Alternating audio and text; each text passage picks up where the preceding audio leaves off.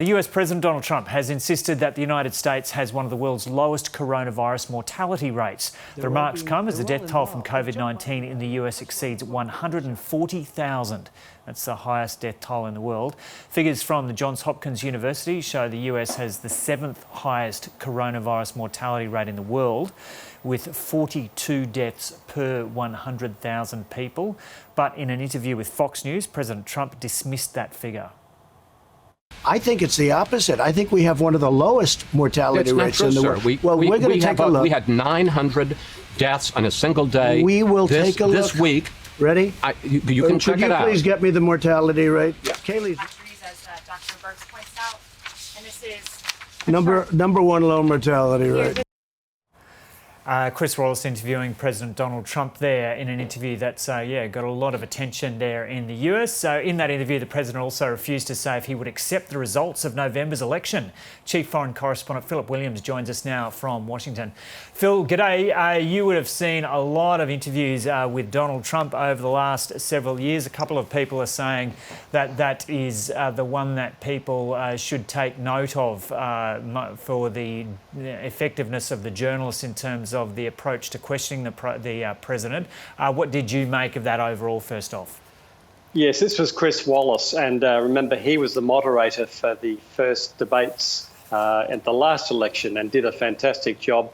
He basically doesn't let the president get away with the sorts of statements that he often does get away with, particularly when he's using alternative facts. For example, the actual morbidity rate compared to the population. Now, he is right to one degree, is that the United States doesn't look as bad when you take the size of the population into consideration, but it's still 7th. And when you look at the figure of 140,000 people that have died so far, if you're a relative, you know someone that was in that has passed away, you're not going to really accept the president saying that things are really good, that the United States is doing really well. It isn't.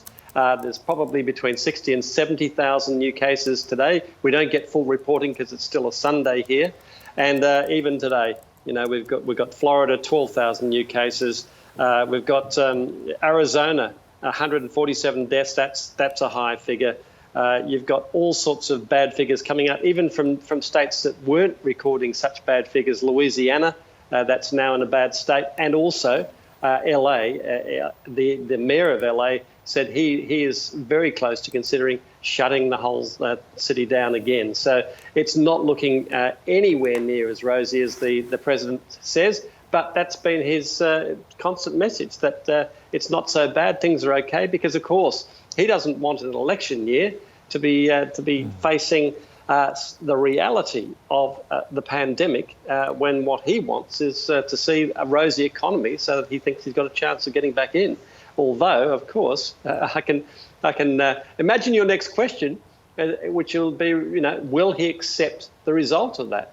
And that's another big question that's come out of this interview. Clearly not. He's keeping that option open of not accepting that. Mind you, he did this at the last election too, but of course he won that one, so that wasn't called into question. However, what would he do? Would he call his people out on the streets if he said it's a fake result? What's in his thinking if he were to lose? And according to the polls, Joe Biden is a good 10 points ahead of him at the moment. If that remains, then he'd be soundly beaten. And then we'll wait to see what the President of the United States would decide to do. And so, Phil, what seems to be the general opinion there in the US? I'm sure there are a lot of opinions, but the general view about where blame lies for the situation the US is in, is it with the state governors, the state politicians, or does it seem to be the case that the people in the US believe that Donald Trump hasn't been as effective as he could have been in his approach to this? Well, it depends who you're going to be voting for, pretty much. But it's, from my point of view, it's all of the above. The federal response has been patchy. It's not been the sort of federal response we've seen in Australia. The governors have been extremely patchy and depending very much on whether they're Republicans or Democrats. The Republicans have tended to open up their states earlier, tend to have the bigger problems at the moment, and tend to be less willing to enforce things like masks and social distancing. Suggestions, yes, but not enforcement. So you do have a very marked political difference there. But the bottom line is no one's getting a handle on this. When you're in a state and you're getting 10, 12,000 new people a day reporting this, there can't possibly be contact tracing. And when you start multiplying those contacts by thousands each day, you've got something that's really out of control. Now, here's a really startling figure. In Arizona, the positive rate of the testing they're doing there is now up to 39%. Wow. So, it's a shocking figure. I mean, I know we've got a bad situation in Melbourne, but Melbourne looks like absolute bed of roses compared to a lot of these states in the US. Okay, Philip Williams reporting there from Washington.